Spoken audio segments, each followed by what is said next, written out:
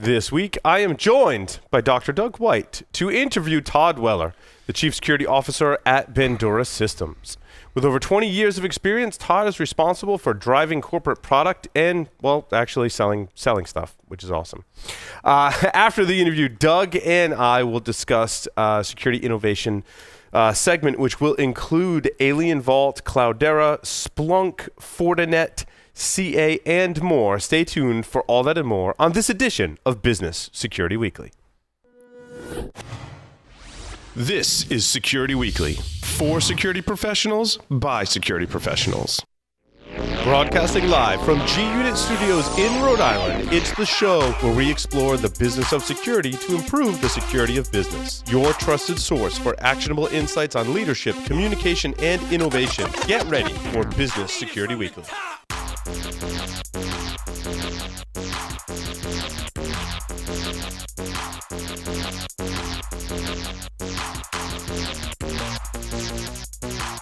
Brought to you by today's determined attackers easily bypass even the most advanced network defenses. Trying to ramp up staff to detect their backdoors can cost thousands of dollars and take months, even years. With Active Countermeasures AI Hunter, we enable junior analysts to detect even the most advanced backdoors in a matter of hours. Sign up for a demo and purchase our product today by visiting activecountermeasures.com/BSW. Active Countermeasures. Make every analyst a hunter.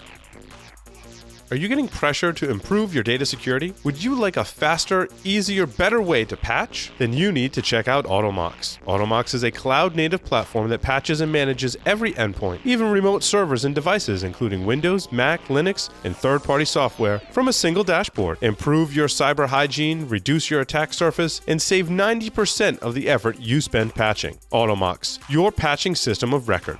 Do you have a website, an external presence, employees, an office? Any of these things can be compromised and attacked. How are you defending your assets? Have you penetration tested your public assets? Start 2018 by taking a proactive approach to securing your vulnerable areas. Black Hills Information Security has been helping companies find their weaknesses since 2008. Email consulting at blackhillsinfosec.com and see how they can help you sleep better at night.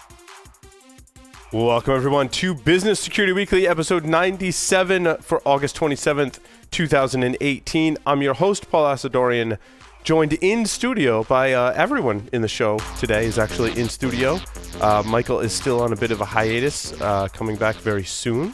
And in studio, Dr. Doug White is here from the Security Weekly team. He's also the Director of Cybersecurity for Roger Williams University, for the programs of cybersecurity at Roger Williams University. Which is scary to think you teach the youth of today, Doug. Yeah, it's the end of the future. It's like we're paying it forward. That's awesome.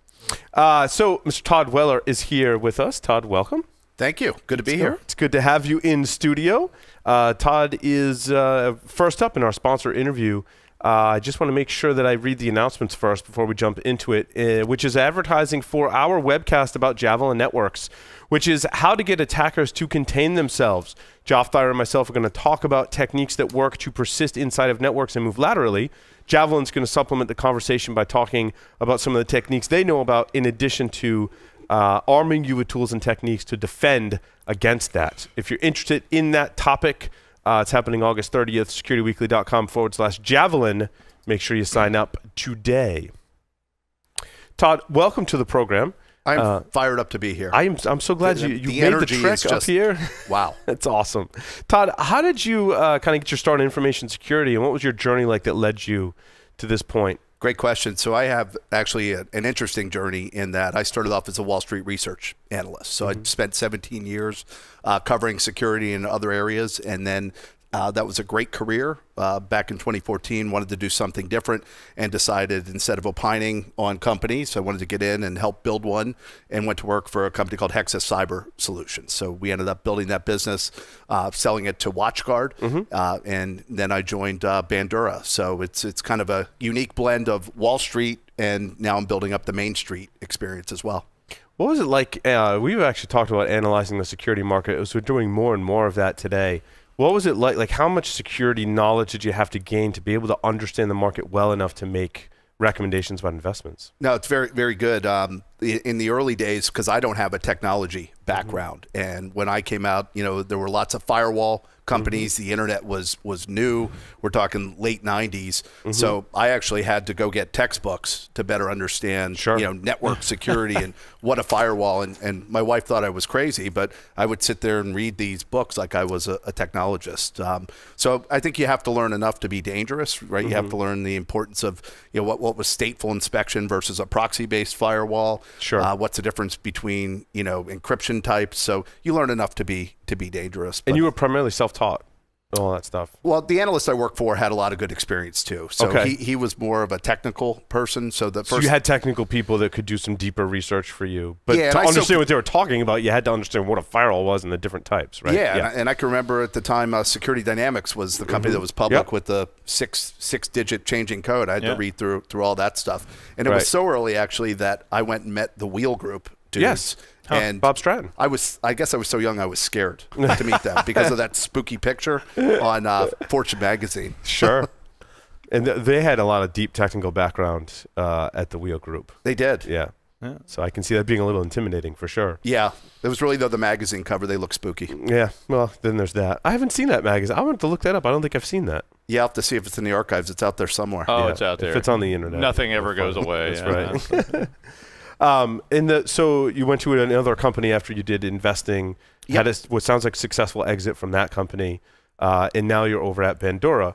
So give me like the elevator pitch for Bandura. I mean, I want to dig into the various aspects of it, but at a high level, Todd, like what problem do you solve and how do you solve it? Yeah. So Bandura, we're about taking action on threat intelligence at scale.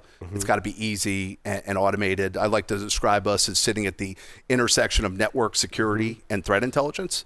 The problem we're solving is that firewalls do a lot of good things, but they're really limited architecturally in their ability to handle a lot of threat intelligence indicators, which would be IPs and domains. And so what we're doing is we have a solution called a threat intelligence gateway. It sits in front of the firewall most commonly in your border router, and it filters traffic based on IP and domain at massive scale. So our Polywall threat intelligence gateway can look at over 100 million unique IPs and domains with virtually no latency. So that's the problem. I like to say in security there's a lot of next generation stuff, but oftentimes, as you know, what's kind of old is new again. And we're doing layer 2 IP and domain filtering at massive scale. Layer 2 is important for speed. Yep.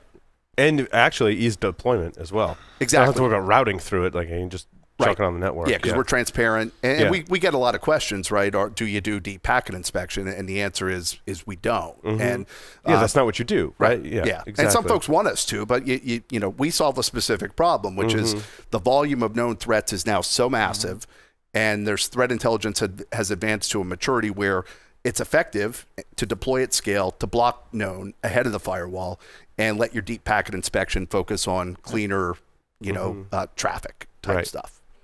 What are some of the differences in the threat intelligence feeds that are out there today? I've read varying reports that say that there's minimal overlap between the feeds, which actually speaks very well to your story for the solution you have today. No, it's a great question. I think I read, I think it was a Carnegie Mellon study that looked at over 100 plus feeds and said that the degree of overlap was like 0.002%. So it was really minimal. I can tell you, we, with our solution, partner with Webroot as one of our partners, and we give that out of the box. But we also partner with Symantec and Proofpoint Emerging Threats.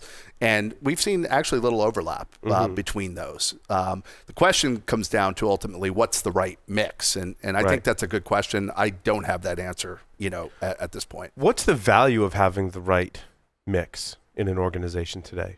Yeah, so I think it's one, security coverage is the most important point.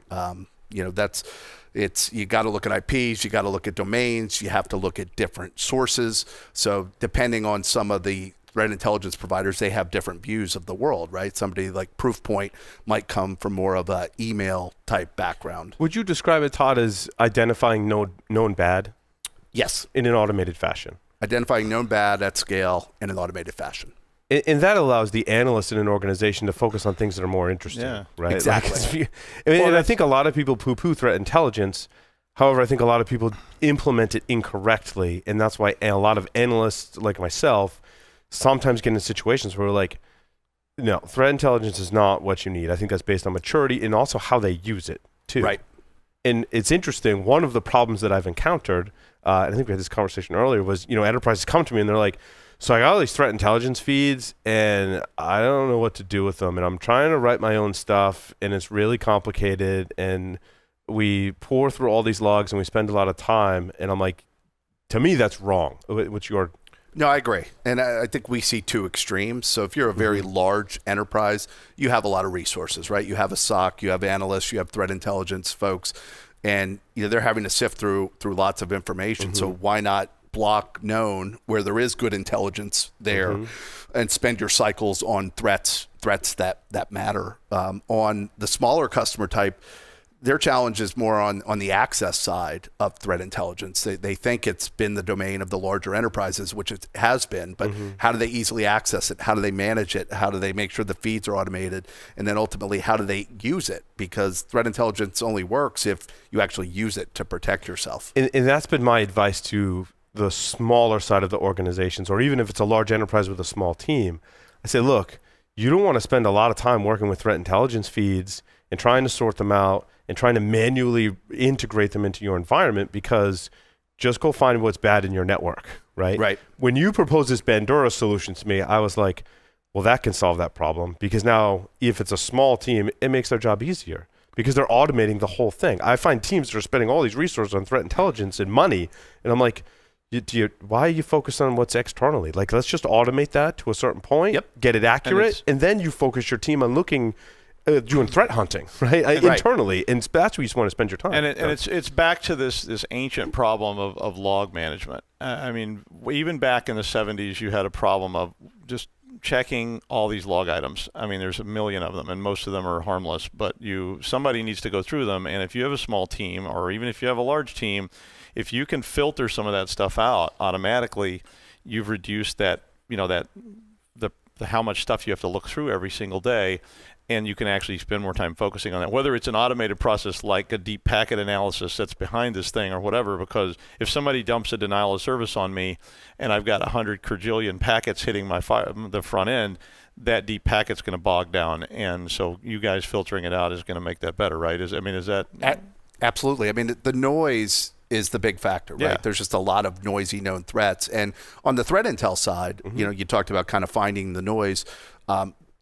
It's almost like Waze, if you think about that app now. There's just the scale of that with so many sensors. The same thing with threat intelligence, right? When you get something from a Symantec or a McAfee or a Proofpoint, there's so many sensors out there collecting good information that it is good to block the known. So block all that noise out in front, focus your log analysis, your investigations on on lesser known threats or the unwanted threats. And so that's what we're looking to solve, is to block the noise. Yeah. And it's not only an issue of the time sink that security folks have to do if these organizations have, these security folks to begin with, but we're also finding that you're spending a lot of dollars on firewall horsepower to do, because the firewall can only handle 50,000 or 100,000 IPs and domains. In practice, nothing against Palo Alto, but in practice, what I find is many integrations with Palo Alto, and you can only scale. It's costly to scale that infrastructure to handle a lot of these automated blockings, in other words. Exactly. So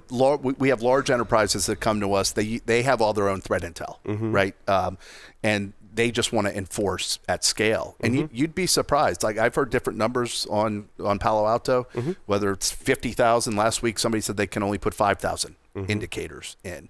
And so therefore, you either use a limited subset of TI and you have a question of security coverage, or you're spending a lot of dollars on horsepower to do deep packet inspection. So I think there's a potential architecture shift we're involved with. But also, to your point, Todd, in coverage, what your message is saying is that one threat intelligence feed is not enough, that you need to have multiple in order to get it accurate enough to use in practice, correct? Yeah, and it's not like a martini, right, where one's not enough and three's too many, yes. But yeah, so we go down two roads. One, we want to bundle in threat intelligence to give you threat intelligence out of the box to show value.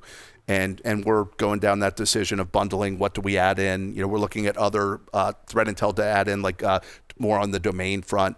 But at the same time, we're very open.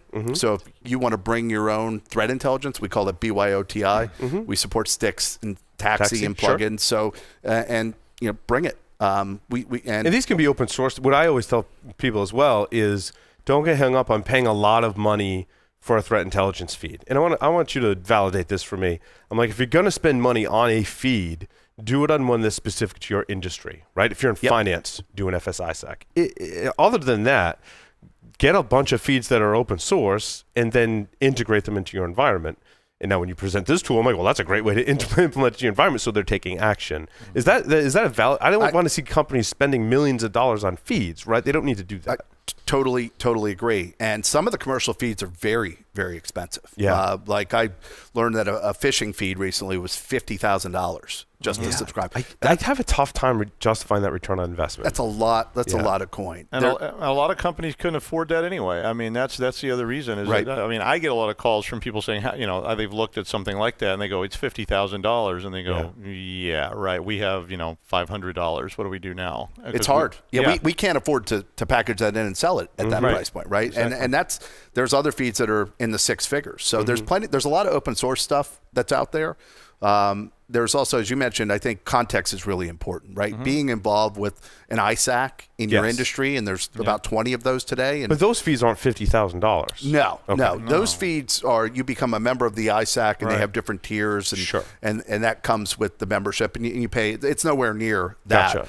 And we see a lot of companies that just want to access that and automate that. So they just stick with that one feed. They could add other open source feeds. Yep. And I guess the point is to all of these feeds is the way you described how you do the correlation and kind of level set on the risk analysis. And I think it's something that, we've certainly looked at in vulnerability management. It's a very similar thing. But what your product does, and I'll let you explain it better, is that you can take all this data from multiple feeds. And I don't know if correlation is necessarily the right thing, but you're aggregating all of the scores from them to come up with your own risk score. Yeah, it's actually artificial intelligence and machine learning. There you go. No. Yes. Where's the buzzer? So, one of the things we do, you mentioned, is we do aggregate. So if you bring in multiple IP reputation feeds, we'll put those into a common feed across common categories, botnets, command and control. A lot of the threat reputation feeds have different scoring systems. So we put it into 0 to 100. And then, so you're melding that all together. But then there's also analysis being done to say, okay, if I see this on multiple feeds, I see it on an IP blacklist or one of the blacklists we have, that means, that it's more likely to be a threat. So correlation, statistical analysis, I think is accurate. I'm just kind of messing with you with machine learning. Well, I don't know. AI. It actually sounds a lot like a neural net. It does, it really does. I mean, that's how a neural net works, is using statistics to trigger, like an event happens when that weight gets high enough, that triggers an event, and that's how neural nets learn. And I mean, that's really, so it is, I would say it's not totally not those things. The other cool thing we see customers wanting to do too is, so we'll have country IPs and then organization IPs based on autonomous system number. And so you can actually set your risk thresholds based on a combination of the threat intel, the reputation scores, as well as where it's coming from, as well as who it's coming from. So you can risk adjust scores based on, your view of China or a company within China. And back in the day, we used to just block China. Right? Yeah. And we, I think, very quickly realized that was the security camp of no. That was like, we need to block entire countries. That turns out to be very problematic for a business, especially a much larger institution or organization. And so this being able to assign a weight to it rather than just a pure block everything, I think is an extremely valid strategy today. Yeah, I like that. Yeah, it's a cool feature. I'll never forget someone who I still work with today was bragging about blocking the entire country of Iran. And lo and behold, he was at a dinner party, and the person who runs the internet for Iran was sitting next to him. Talk about an awkward moment, right? Sounds like it. I blocked Western Europe once. I kept I started with just some IPs, and then they kept switching them. So then I blocked the Class C, and I was like, and then they went to they switched, and I was like, okay, I'll block the Class B, and the next thing I knew, I was blocking the Class A, and then I started getting calls from Western Europe going, why is our site down? I was like, where are you located? And they were like, France. And I was like, oh. Yeah, well, tough. Well, I like the who and the location because those Yeah. be different things, right? Like Right. your AS number is more about location, right? Or sometimes, well, which is it? Is it so who? ASN is more about organization. Is So who is right. it? Yeah, who is it because coming I from? own this IP space. Right, And you it's own the registered IP to an AS. space. Yeah. So China Telecom has these IP ranges. Right. And then you have a view of what IPs are coming from China. So you can have a different, you can have a view of China, and then you have a different view of China Telecom. Right, because China Telecom could own IP address space in other geographic locations. Right. Right. And so you can wait on both of those. Right. Or you trust, you have a trust factor. Right. Maybe you trust China Telecom. I'm not saying I do, but some folks do. Or you don't trust Amazon AWS IP address space as much.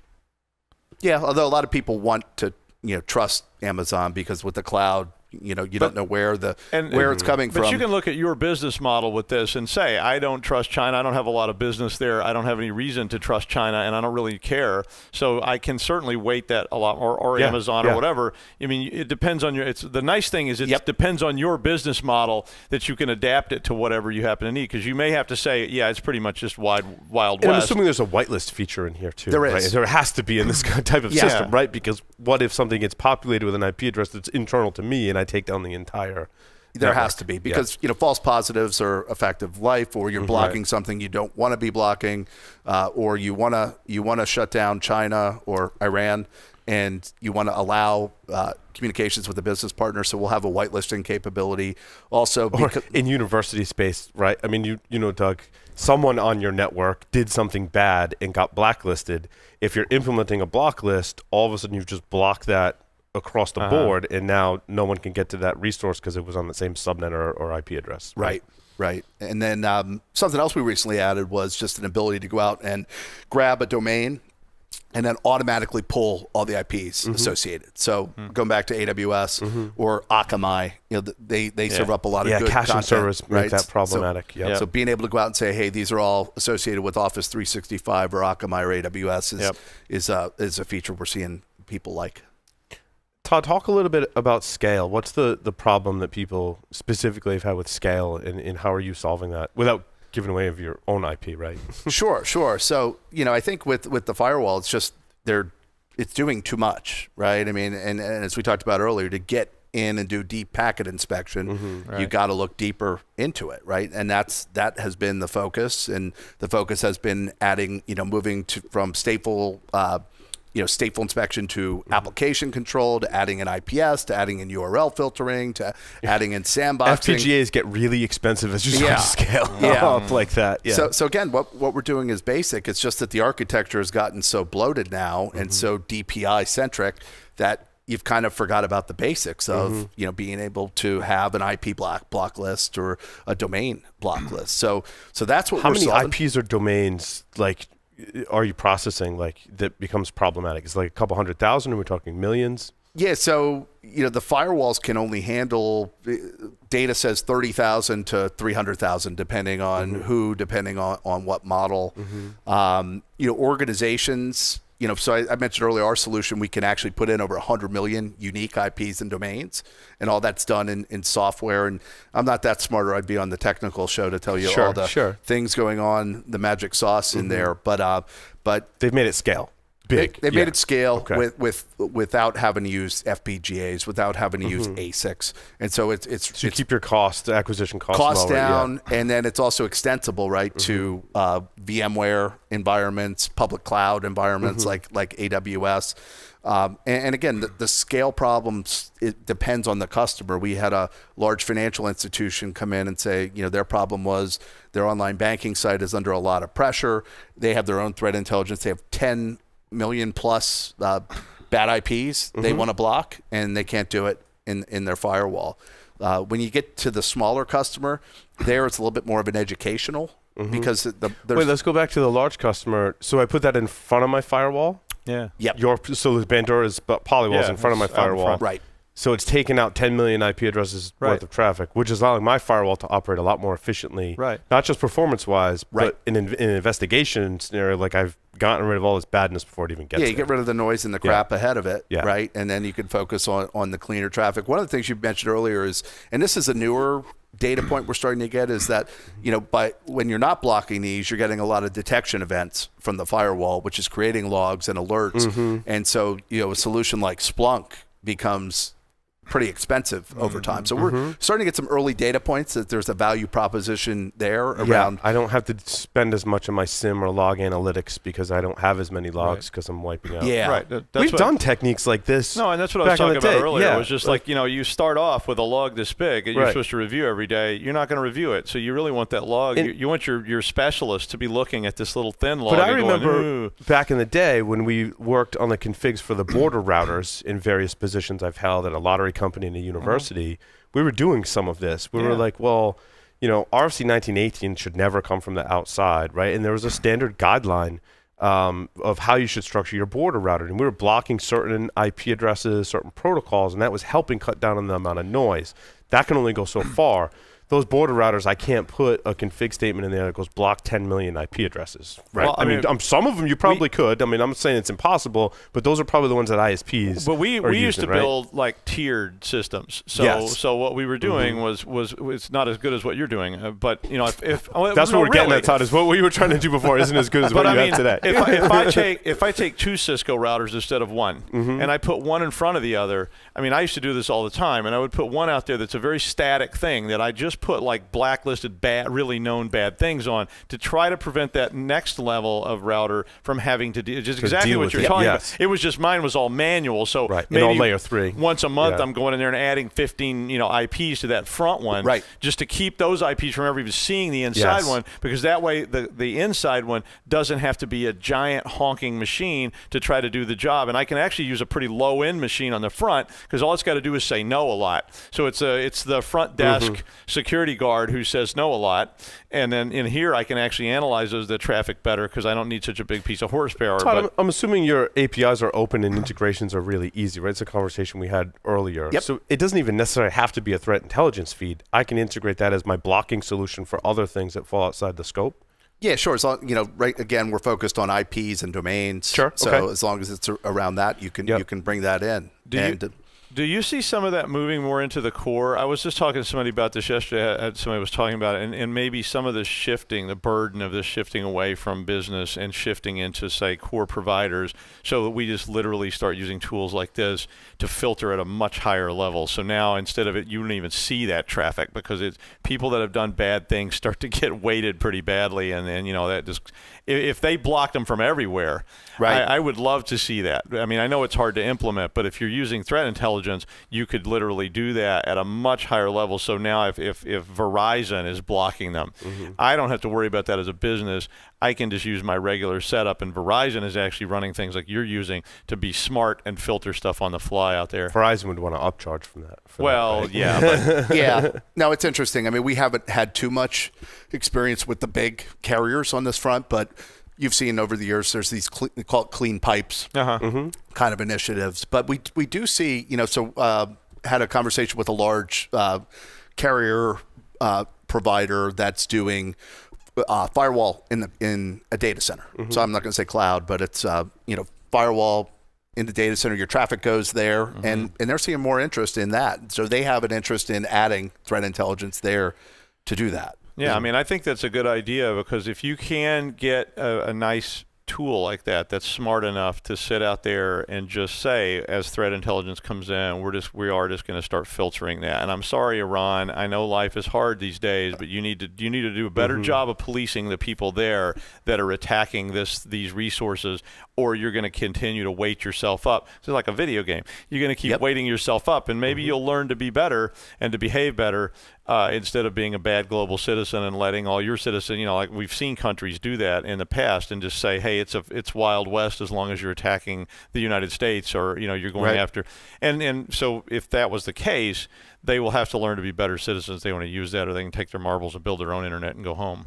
Yep, no, great point. One of the things you guys have brought up too is, when it comes to firewalls, right? Just the rule management having to put in IPs manually, right? The issue with threat intel is that it's dynamic. An IP or domain that's bad today might not be bad tomorrow. And so there's this automation, this operational challenge of having that automatically updated is a big deal. Helps us getting tickets. Why can't I send emails to this organization? It's because we blocked their mail server a week ago, and they cleaned it up, and it's not bad anymore. Maybe it was a false positive, but we're blocking it and disrupting operations. Right. Or we fat-fingered an IP address. That's happened before, too. Yeah. Oops. Not to me. No one can get Microsoft patches now because I fat-fingered, an ASN or something. Oops. Or even worse, you didn't fat finger it, but somebody looking at the feed was going, I don't know why people are going to this. I don't know what it is, and they blocked it. And then all of a sudden the phones light up, and they're going, why can we not get our Microsoft? And you're like, what? And you have to go check it and go, ooh, I don't know. It must have been a glitch in the line. Yeah, so maybe it's working now. Sunspots or something. So we had the it's kind of a sore subject. Oh, that was bad. That was bad. So I'm, of course, referring to security orchestration, automation, and response. Yep. Which has been an emerging field. And my take on this particular category, Todd and Doug, is that there's lots of individual vendors that started up and said, hey, we can give you a solution that lets you tie your other security solutions together and automate and orchestrate the processes and the response. And then everyone else, all the other vendors, were like, hey, that's a good idea. We should include that in our product. So we've started to see a consolidation in this market.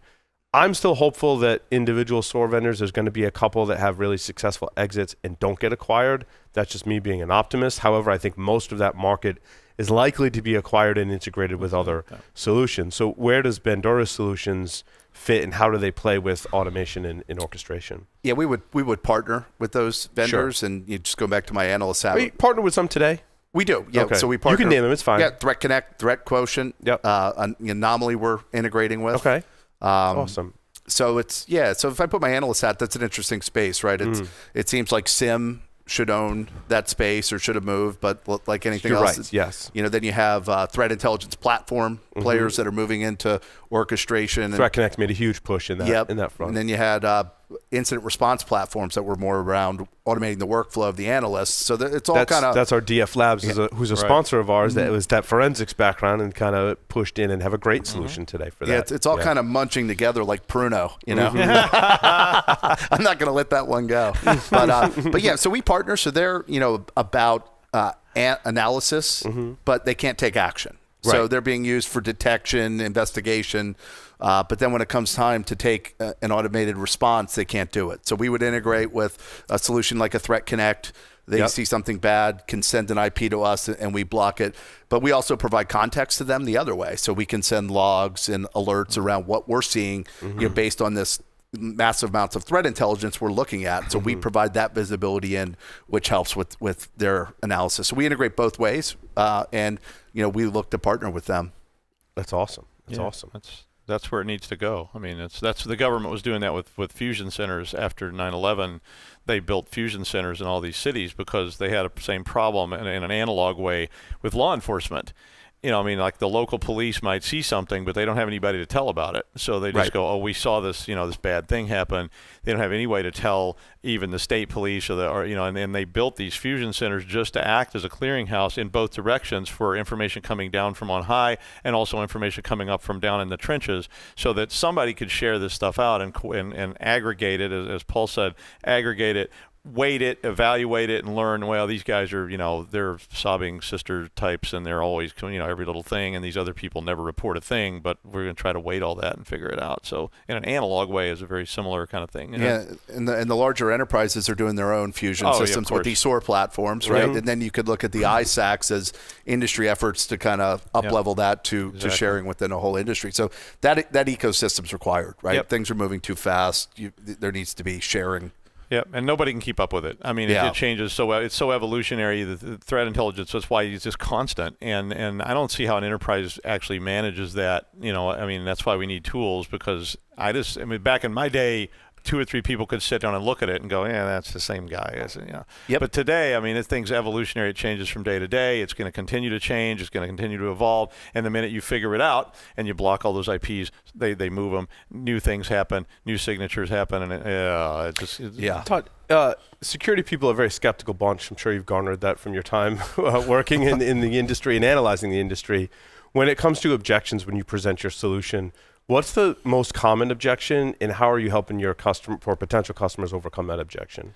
Yeah, so the most common one is really my firewall does this. Yeah. Right? Yeah. And that comes because every security company, all 10 or 10 million of them that exist, right, market threat intelligence.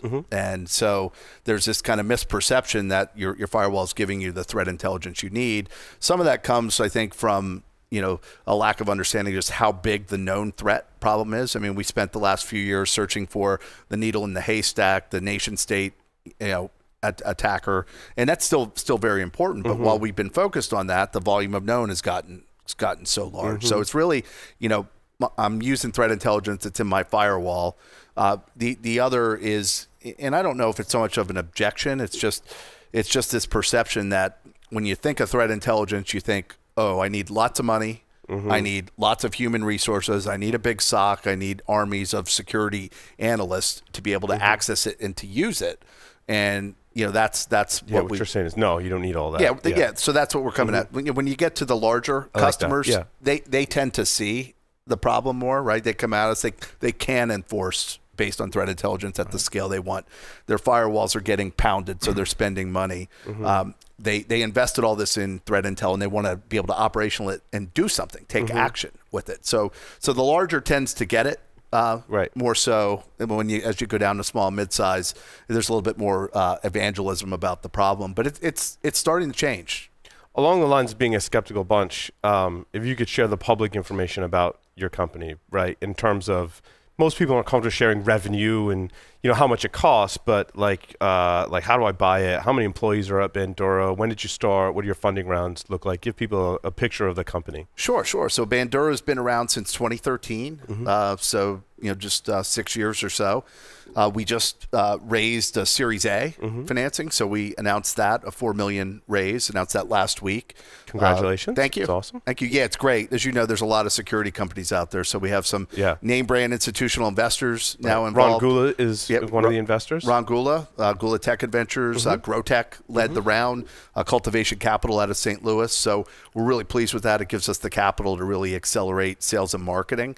We have about 150 customers. Good. Congratulations. Good for you, Todd. That's awesome. It's really good. So, I'm part of a new management team that came in at the beginning of the year, new CEO. And what we saw in this company was a product that works, a lot of traction. Yeah, if you can sell it to 150 people, I'm impressed. That speaks volumes. With limited sales and marketing. Yeah, that's awesome. And, that's awesome. And we think it's an interesting market in the right time. The other cool thing we have is, and this was before my time, was a relationship with AIG. So AIG. Oh yeah, this is an important point. Yeah, it's really cool, right? So they're one of the biggest cyber insurance providers. So every CyberEdge customer over a certain premium threshold gets a free threat intelligence CyberEdge is gateway. like their package for their cyber insurance. Yeah, that's the name brand for their cyber insurance. Okay. So as one of the benefits, they pay for a threat intelligence gateway for the customer, for CyberEdge customer, and then CyberEdge customers get discounted pricing as well. So good for you. So it's a great great Trojan horse, a great channel, a great partnership for us, and gives so if you're shopping for cyber insurance, that's a great place to look because you get a solution as part of the deal. And there's I think 4,000 or so CyberEdge customers that are out there. They're spanning all sorts of industries. There's a lot of names on the you'd recognize as huge companies. So for us, it's great validation and a great channel. And there's how many employees? We have 25. 25 today. Employees based outside Baltimore. Where outside Baltimore? Yeah, so our headquarters now is officially in Maryland, Columbia, Maryland, and we also have Is it the old Tenable building in Columbia? No. There's a couple of old Tenable buildings in Columbia Gateway Drive over there in Columbia, the big park where it might be, because right now we're in the Maryland Center for Entrepreneurship, which is I think more like a bunker. Yeah, that's awaiting nuclear war that hasn't yet happened. Nice. But they're moving over to the Gateway area. Yeah, it's a big, huge industrial park. Yeah. So, so we have executives are now largely in Maryland. We do have a huge company that was founded in St. Louis, a huge presence there. Our CTO is there, and more than half of the staff, including all the dev team, is there. So it's a good mix. Nice. St. Louis is a cool town. How do you price and package or package your product? Like if I want to buy it, how do I buy it? What's that based on? Yeah, so today, we sell on dedicated appliance, although we do have virtual options available. So you can buy just the software or the hardware and software together. Right. Most customers today have wanted the dedicated appliance, right? Because it's on the network, it's processing packets, and we do subscription model that includes all the hardware, includes a web root feed, all the countries, the IPs, support. And access to a cloud-based global management center for managing multiple threat intelligence gateways, kind of single pane of glass. So that's all based on throughput. So a fixed price per year. We have at the low end a 300 megabit throughput appliance up to a 10 gig, 1 gig kind of in between. And so it ranges from that. That's awesome. That's great. If you have any used ones sitting around, I can actually we do. Oh, yeah. I'm awesome. an academic, so no. We can. Well, I'm sure I can get you one. That's great. Cool. And if people want to learn more, we set up a website, right? We're We working on did. setting up a landing page. Now, if I want a free trial, like how does that work, or I want to test it out, we have to schedule some time with you, or do you have something that people can download? So we have to send you either a physical appliance, or we can send you a virtual. On VMware today. You just go to the website. We do have a landing page. I stayed up all weekend having somebody else get that done. I'm not that technical to change the website, but it's Okay, yeah, it should be bandurasystems.com/securityweekly.html is what's here, but we should also /securityweekly I think might work too. Yep. Okay. So bandurasystems.com/securityweekly. You say that so much better than I. So I'm glad you did that. I say things like that a lot in URLs. So yeah, bandurasystems.com/securityweekly will get you there, and you'll land on the landing page where you can register and work on getting a trial. And we do setting up a call. free, no risk, 30-day evals. So test.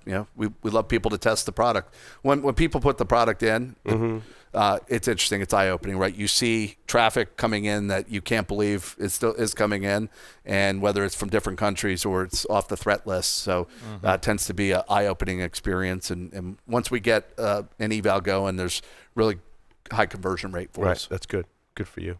Awesome. Todd, thank you so much. No, thanks for having me. It was a fun time. Excellent. Thanks, everyone. We're going to take a short break, come back, talk about our innovation update. Lots of news to cover, so stay tuned.